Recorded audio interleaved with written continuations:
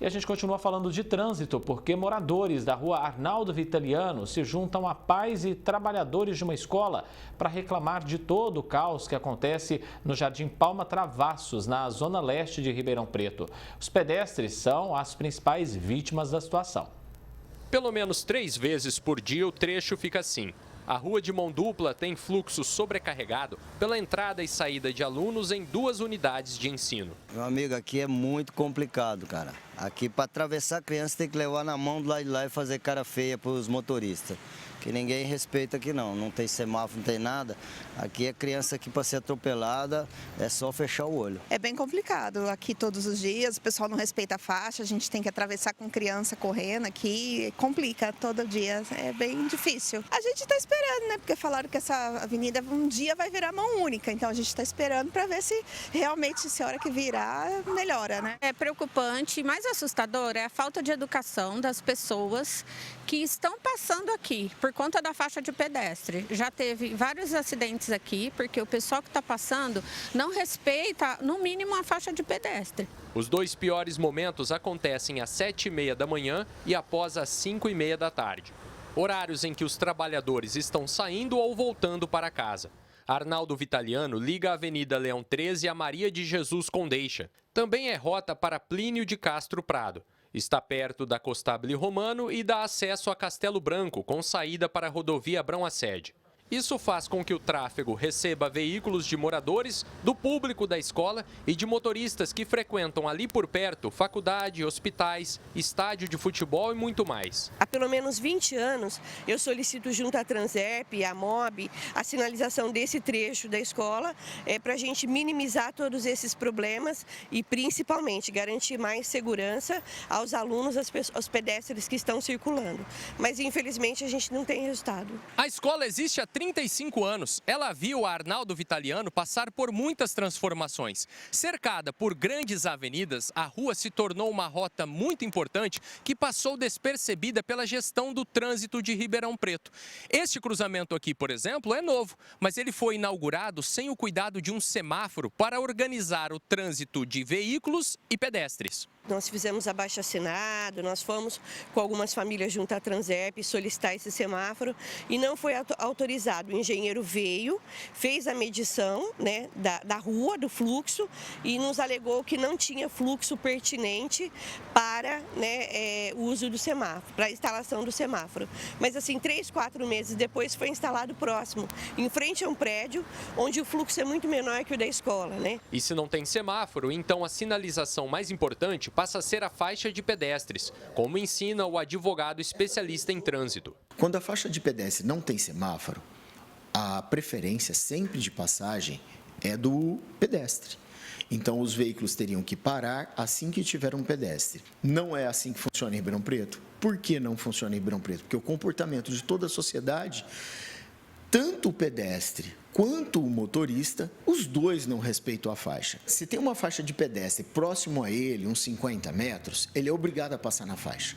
Se ele não passar na faixa e por esse motivo provocar um acidente, esse pedestre está errado e ele vai ter que indenizar os prejuízos do veículo. Seja pelo comportamento inadequado dos motoristas ou pela falta de planejamento viário, o que acontece na Arnaldo Vitaliano, infelizmente, é um retrato que se repete em vários locais de Ribeirão Preto. Eu venho do Parque dos Lagos, então eu já pego ali no viaduto da Henri Nestlé já um trânsito bem intenso.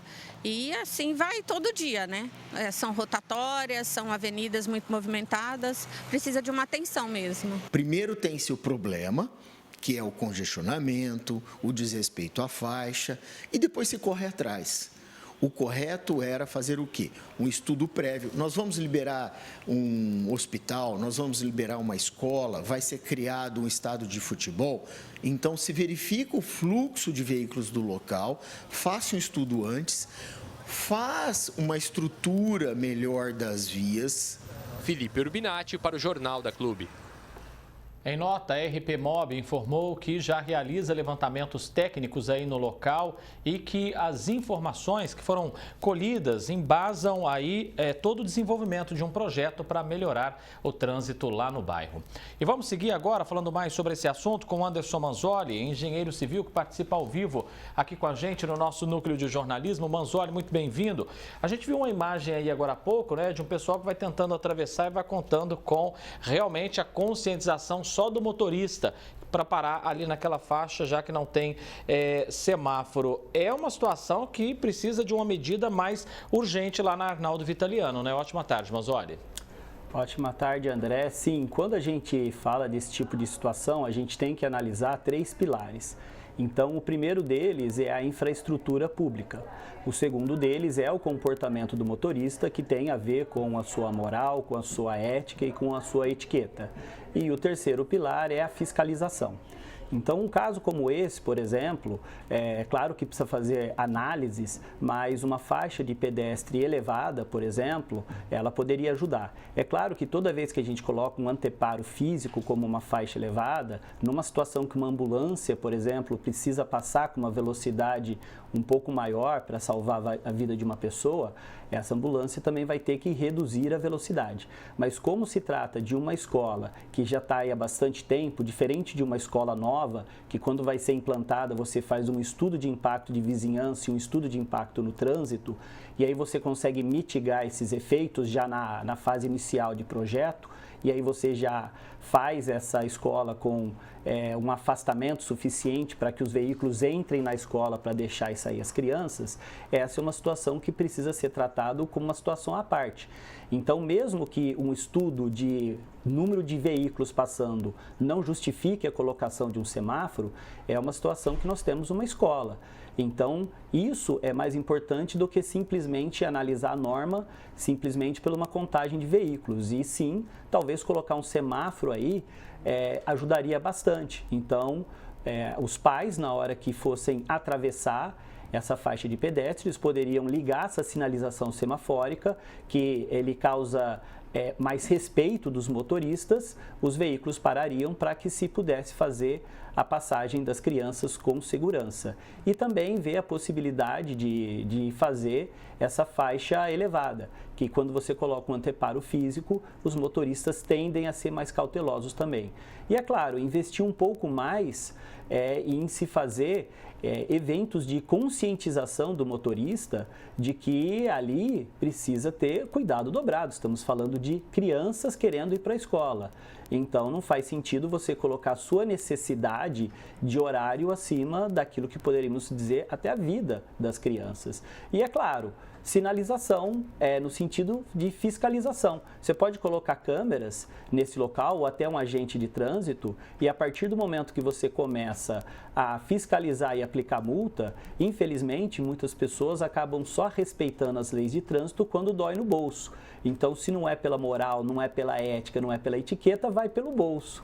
Então, aplicar realmente multa naqueles que não respeitam a faixa de pedestre também pode ser uma solução para que a gente consiga fazer os motoristas começarem a agir de uma forma mais adequada. E aí a cidade precisa pensar realmente no ir e vir das pessoas na mobilidade, né? Porque a cidade só expande. Arnaldo Vitaliano, por exemplo, uma rua extremamente movimentada, precisa realmente ser mais planejado.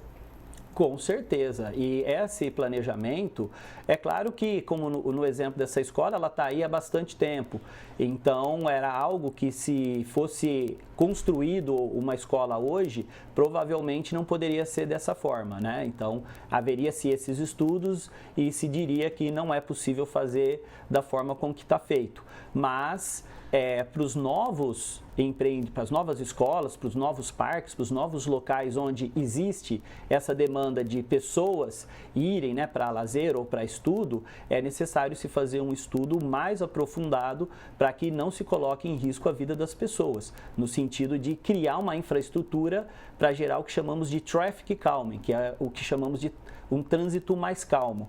Então, principalmente nesses pontos, precisa ser investido de uma forma técnica, né, e correta para você garantir que as pessoas tenham esse direito de ir e vir assegurado sem correr risco, porque pelas próprias imagens aí a gente vê que a maioria das vezes não se trata só de uma falta de infraestrutura, mas sim também de comportamento dos próprios motoristas.